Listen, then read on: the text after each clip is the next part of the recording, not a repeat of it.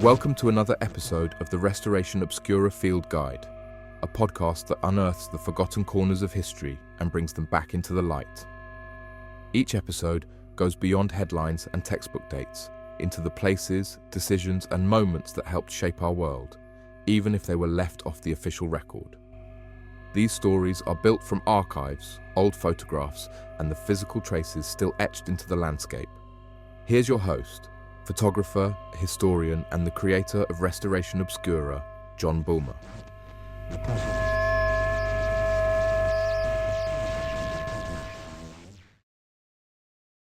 Welcome to the Restoration Obscura Field Guide podcast. I'm John Bulmer, the creator of Restoration Obscura. In this episode of the Field Guide, we're turning our attention to the monster said to inhabit Lake Champlain.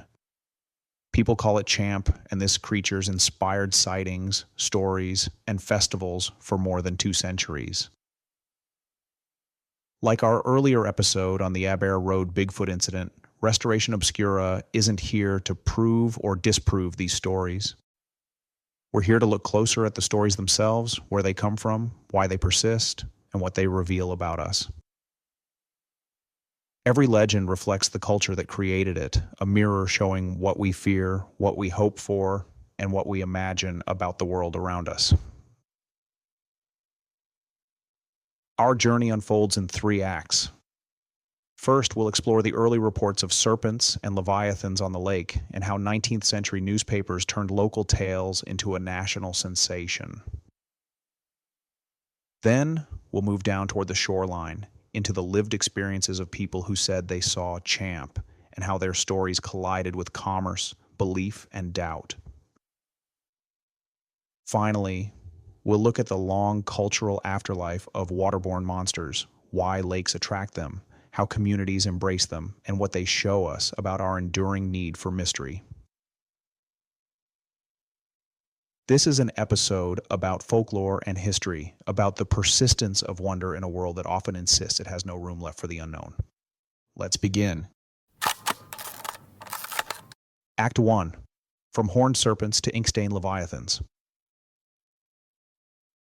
Lake Champlain isn't a quiet lake. It's long, narrow, and restless, stretching for 120 miles between New York and Vermont before tapering into Canada and spilling through the Richelieu River toward the St. Lawrence. Formed at the end of the last ice age, the lake fills a deep scar carved by glaciers more than 10,000 years ago. For a time, it wasn't a lake at all, but an inland sea. Geologists call it the Champlain Sea, a vast saltwater bay of the Atlantic that once flooded inland as the ice retreated.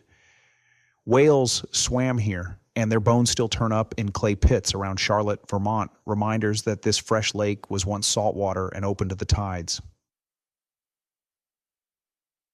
The land around Champlain is a mosaic of ancient stone. On the Vermont side lie beds of limestone and marble, quarried for centuries and polished into monuments across the northeast. The New York side rises sharply into the Adirondack foothills, home to some of the oldest exposed rock on the continent. That contrast, soft Vermont against rugged New York, gives the lake its tension. It sits between geologies, between climates, and between cultures. The surface changes with the weather. In summer, it glitters like glass, mirroring the ridges around it. In autumn, winds sweep down from the Green Mountains and turn the water gray and choppy. In winter, the lake hardens into ice that once swallowed wagons and served as a frozen road. Spring brings turbulence. Storms churn the surface, flood low shores, and reshape beaches. The lake's never still for long. It shifts with the seasons like something alive. Its ecology is just as intricate. Fed by more than 70 tributaries, Champlain drains a basin that spans New York, Vermont, and Quebec. Over 80 species of fish live here, from pike and bass to ancient sturgeon that predate the dinosaurs. Herons, loons, and ospreys stalk the wetlands. But the lake's under pressure. Runoff feeds algae blooms. Zebra mussels filter the water so efficiently they strip it of plankton, the tiny organisms that feed the food web. Warmer winters thin the ice, disrupting rhythms that communities once depended on. Even the lake's threats reveal its restlessness, forcing people who live along its edge to adapt. For centuries, Champlain's been more than a body of water. It's been a frontier, a military corridor, a line of commerce, and a mirror for the communities built along its shifting surface. The lakes carried armies. During the French and Indian War, it served as a staging ground for campaigns between Britain and France. Wooden sloops bristling with cannons once dotted these waters. Fort Ticonderoga still stands as a reminder of those struggles. During the Revolution, Benedict Arnold's makeshift fleet clashed with the British at Valcour Island in 1776, one of the first naval battles fought by the young republic. During the War of 1812, the Battle of Plattsburgh decided the fate of the northern frontier. American ships blocked a British advance that could have changed the war's outcome. For 2 centuries, Champlain was as much a battleground as it was a highway. It carried soldiers, timber rafts, and news between the St. Lawrence Valley and the Hudson. Its waters have carried the traces of conflict, hard choices, and the long work of staying alive in this place. Its geology shaped the way people moved through this place. Its quiet uncertainty shaped the way they saw themselves in it. Long before settlers drew fortifications or mapped shipping routes, Indigenous people understood the lake as a living presence. The Abenaki told stories of Tataskok, a horned serpent that moves silently through its depths. The Iroquois spoke of beings who dwelled in the water, guardians and omens that commanded respect. These weren't idle tales. They reflected a worldview in which rivers and lakes were treated as living parts of the landscape. To disrespect the waters was to invite danger. The stories taught that the lake was alive, unpredictable, and not to be taken for granted. When Europeans arrived, they brought their own imagination. Scripture gave them Leviathan, the beast of the deep. Norse stories told of Jormungandr, the serpent that encircled the world. Sailors told tales of krakens rising like islands to pull ships under. Along the New England coast, reports of sea serpents were common. In that world, when colonists heard the Abenaki warn of serpents, it was easy to translate those stories into their own language of monsters. The New World became a place where old legends found new water. The first major report of a Champlain monster came in July of 1819 when the Plattsburgh Republican printed an account from a man identified as Captain Crumb. He said he saw something extraordinary near Bulwaga Bay on the New York side. Crumb described a beast stretching 187 feet with a head shaped like a seahorse, pale onion-like eyes, and a mouth armed with 3 jagged teeth. Its body was black and sinuous, following his scow across the bay as if it were in pursuit. The image was unforgettable. A seahorse head paired with the length of a creature bigger than any ship on Champlain. Eyes the size of peeled onions. 3 teeth, almost playful in their strangeness. But in an era obsessed with sea serpents, exaggeration was expected. Just 2 summers earlier in Gloucester, hundreds of people swore they saw a sea serpent rolling through the harbor. Details never matched, and no one cared. It all came back to a simple thing, the feeling of wonder. Crumb's account begged for illustration. Readers could imagine it rising from the water like Leviathan, breaking the calm surface of a familiar world. The press fed that imagination. Early 19th century America was hungry for marvels. Dinosaurs were being named in Europe, and mastodon bones were turning up in New York. To ordinary readers, a living Leviathan in a northern lake felt startling, but possible. The story spread fast. Newspapers reprinted it, some word for word, others with new embellishments. A local sighting became tavern talk in Albany, a parlor curiosity in Boston, and a clipping pinned to a general store wall in Vermont. Each retelling shifted tone, but the idea stuck. Champlain had a monster. For the communities around Bulwaga Bay, that reputation was double-edged.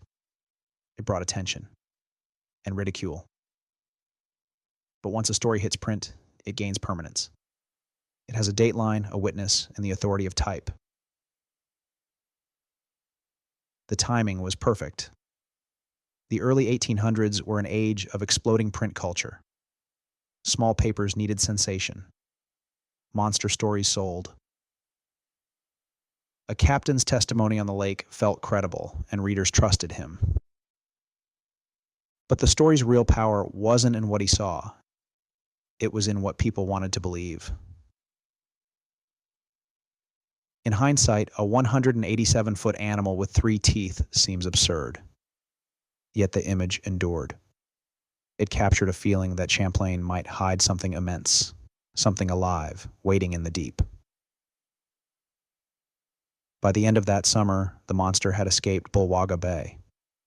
It lived in headlines. It joined the American menagerie of wonders, the sea serpents of Gloucester, the monstrous catfish of the Ohio, the wild men of the frontier. The 19th century didn't invent Champ because something new swam in the lake. It invented Champ because the age demanded mystery. The lake offered the stage. The press supplied the spotlight. Imagination did the rest. By the end of the 19th century, Champ had moved from newspaper ink into myth. The monster became part of the lake's identity, as familiar as the ferries that crossed it and the mountains that framed it. For a while, it seemed content to rest there, suspended between folklore and fact. But the story wasn't finished. As cameras replaced sketchbooks and radio spread across the country, the legend surfaced again in a new century, carried by eyewitness stories.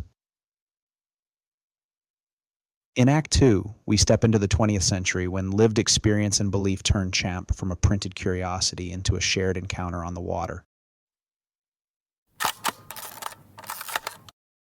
Act 2, the theater of belief. If the 19th century was shaped by newspapers, the 20th was shaped by the stories people lived through and shared firsthand. The story of Champ survived because ordinary people weren't just readers anymore. They gained the ability to visually document. Families drove to picnic sites in station wagons. Kids walked around with Polaroids. Parents recorded home movies on film. Cameras had become accessible. Summer camps lined the Vermont and New York shores. Charter boats offered lake cruises. Lake Champlain was no longer remote. It was accessible, social, and full of potential witnesses. Sightings that once belonged to solitary fishermen in the fog now unfolded in front of families, campers, and tourists. People were ready to tell their stories on radio, television, and eventually the internet. The most famous artifact from this era is the Mansi photograph. In 1977, Sandra Mansi, her fiancé, and their kids pulled over near St. Albans, Vermont to explore the shoreline. Sandra lifted her camera and snapped a picture of a shape rising from the water, a long neck bending against the ripples. The photo spread everywhere. Magazines, paperbacks, television specials. For many people, it was proof. For others, it was a puzzle missing too many pieces. The negative was gone. The shoreline scale was hard to measure. The shape could have been a log. But in the late 1970s, what mattered wasn't perfect evidence. What mattered was how the photo reignited the story. It arrived during a golden age of fringe TV. Americans were glued to In Search Of with Leonard Nimoy. Episodes gave weekly credibility to Bigfoot, UFOs, and psychic phenomena. Bookstore shelves were packed with titles like Chariots of the Gods and Strange Creatures from Time and Space. Right alongside them, readers now found Champ. The 1970s were an era of monsters in popular culture. Bigfoot marched across grainy film in Bluff Creek in 1967, and that footage became a TV staple. The Loch Ness Monster had already gone global, with the surgeon's photo printed on posters and postcards. Drive-in theaters played films like The Legend of Boggy Creek, blending documentary flair with monster encounters. In that cultural moment, the Mansi photo gave Lake Champlain its own star. Champ stepped onto the same stage as Nessie and Sasquatch. The late 20th century brought more sightings. Fishermen near Port Henry swore they saw a massive body roll beneath their boats, the water lifting as if something larger than a sturgeon moved beneath them. Kids at summer camp screamed and pointed as a line of humps crossed the surface. Boaters described wakes slicing through still water as if a huge hull traveled just below the surface. Some of these accounts made the local news. Others stayed private family stories for years until someone finally shared them in an interview. Television carried the legend even further. Vermont and upstate New York stations ran segments whenever sightings clustered, usually in midsummer. Sometimes it aired as a light feature tucked between weather and sports. But the cameras always lingered on the witnesses themselves. Middle-aged couples, wide-eyed kids, local fishermen whose sincerity was tough to dismiss. By the 1980s, Champ had fully joined the cryptid rotation. Documentaries like Arthur C. Clarke's Mysterious World and later Unsolved Mysteries wove the Champlain monster into montages of unexplained creatures.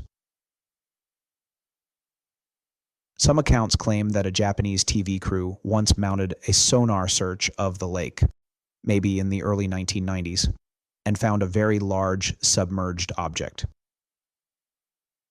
But there's no confirmed record that such an expedition took place, or that the data were ever published in a scientific source. Radio gave the legend a home that felt closer to the lake itself. Call-in shows let locals describe their sightings. DJs joked about Champ grabbing breakfast in Bulwaga Bay. But the callers weren't joking. Their voices shook.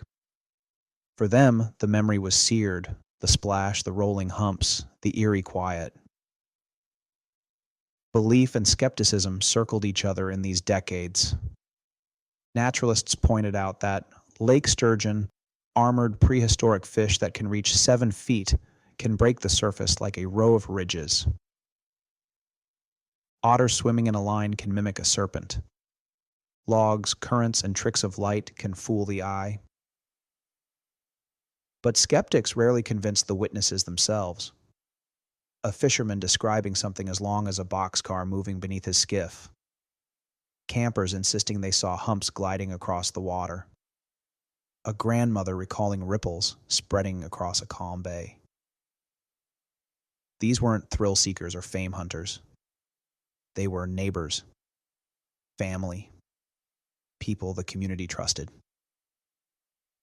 Their conviction made Champ a lived presence, not just a headline. By the 1980s, Champ had become a civic project. Port Henry built a lakeside statue in 1984, its green body arched like a serpent, facing the water as both a mascot and a sentinel.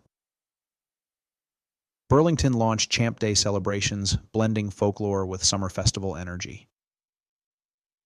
Local newspapers held contests for kids to draw their best version of Champ. Tourist shops sold mugs, hats, postcards, and plush toys. For communities on both shores, Champ became more than a monster.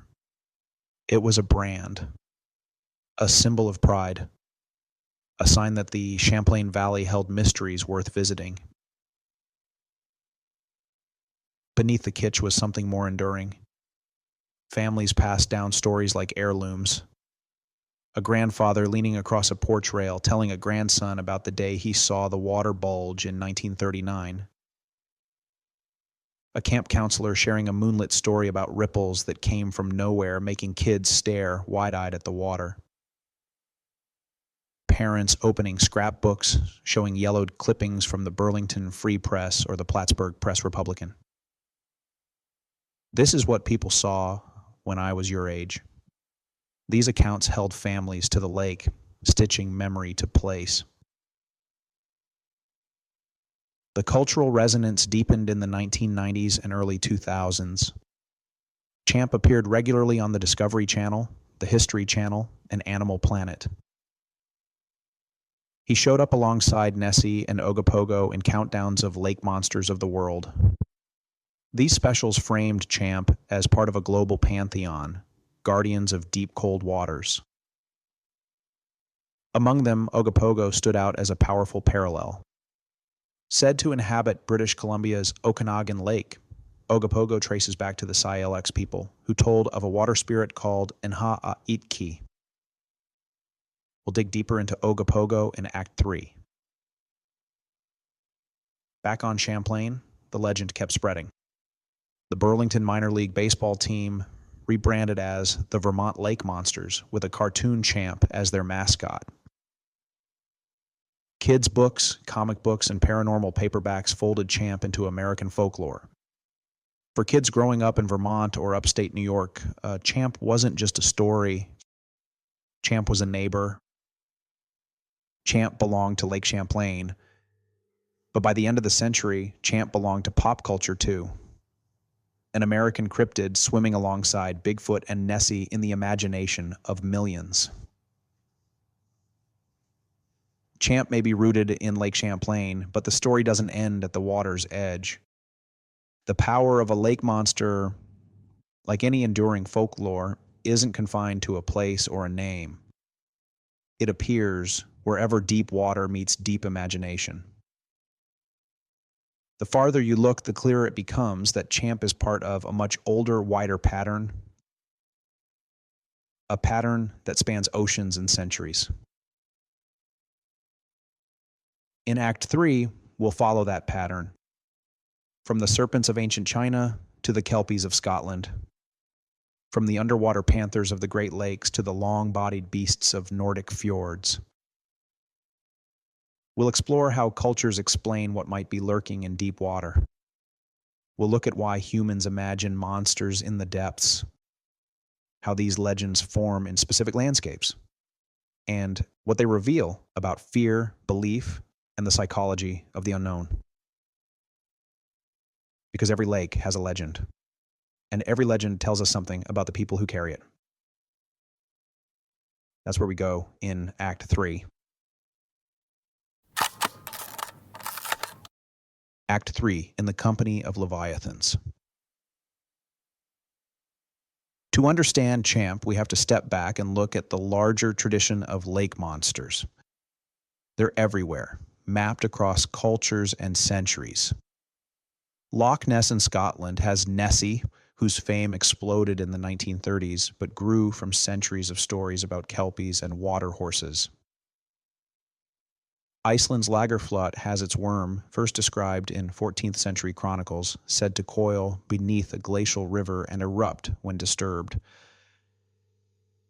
Canada's Okanagan Lake has Ogopogo, a serpent rooted in Syilx oral tradition long before it became a tourist emblem. In Scandinavia, lakes and fjords are filled with serpentine lore, from the Shormer to lake drags that haunted old stories. Even in the United States, legends cling to lakes from Minnesota's Pepe of Lake Pepin to California's Tahoe Tessie. Why do lakes generate monsters? Part of the answer lies in the nature of water itself. A lake is familiar and unknown at the same time. Its surface is a mirror that hides what moves beneath. Its depths are opaque, and what rises from them, a fish, a log, a ripple, can never be fully trusted. Water distorts scale and distance. A ripple becomes a wake. A floating branch becomes a head. What can't be explained in a moment of shock is often remembered as something otherworldly. That ambiguity, repeated across cultures, invites imagination. But there's more than optics involved. Monsters serve cultural needs. They guard places. They remind us that the environment is alive, unpredictable, and deserving of respect. In indigenous traditions across the Northern Hemisphere, serpents and water spirits often carried warnings. Respect the water. Don't trespass lightly. Don't disturb what you can't see. In European folklore, water horses and kelpies lured the careless to their deaths, growing out of fishing villages where drowning was a daily danger. Each culture projected its fears into the water: fear of storms, fear of scarcity, fear of loss. In the 19th century, when scientific discovery raced ahead, sea serpent panics often reflected cultural uncertainty. The Gloucester serpent of 1817 appeared when Americans were redefining their nation and their place in the natural world. Reports of serpents in the North Atlantic rose during whaling voyages that pushed further into dangerous waters. In Victorian Britain, Nessie surged in popularity in the interwar years when industrial depression and the trauma of World War I left people hungry for distraction, and that often manifested as wonder. Monsters, in this sense, are cultural barometers. They surface when societies face uncertainty. They offer distraction and meaning. Champ fits neatly into this global pattern.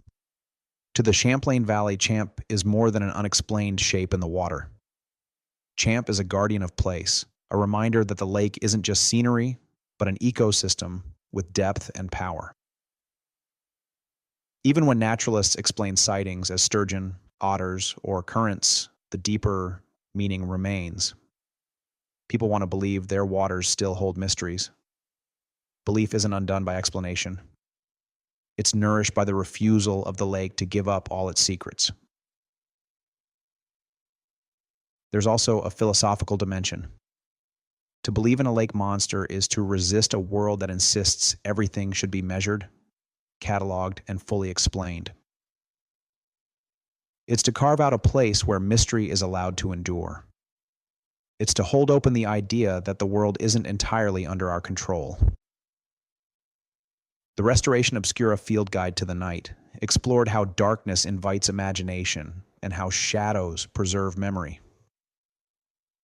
Lakes work the same way.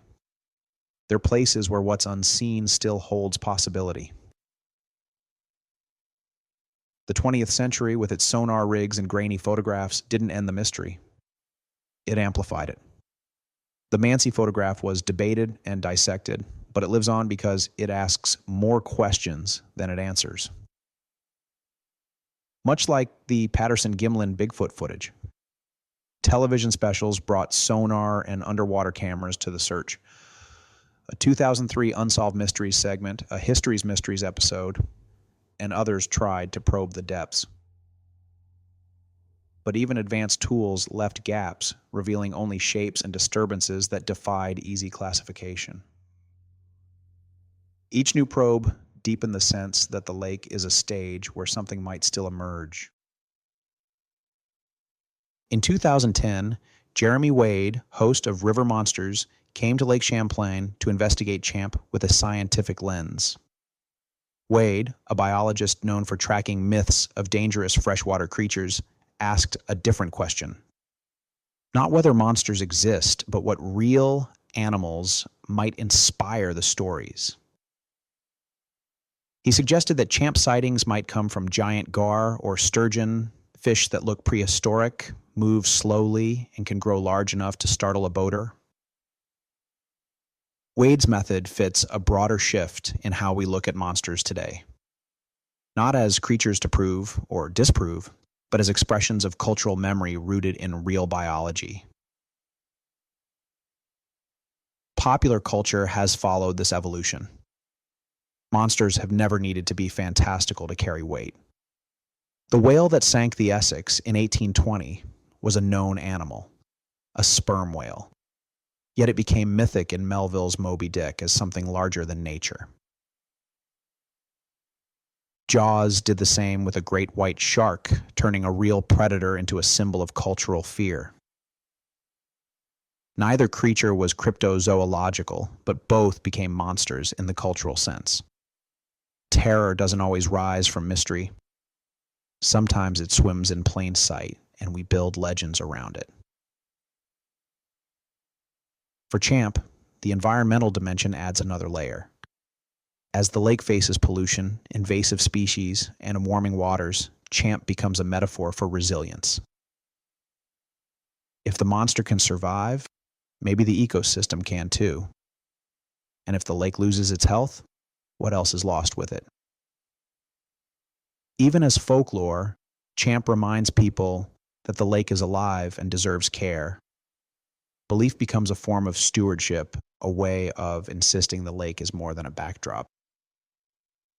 Philosophically, Champ endures because it speaks to something ancient in us. We're drawn to the edge of water to peer at reflections, to wonder what lies beneath. We feel awe at the idea that something unknown might still swim in familiar places. Champ combines memory, metaphor, and mystery into one mysterious, nebulous thing. Proof isn't the point.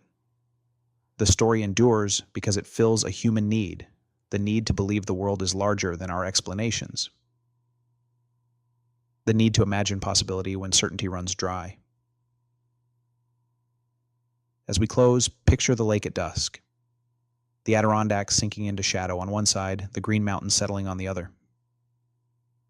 A loon calls across the water. The surface lies still, except for a ripple, a roll, a shadow that glides across the glass.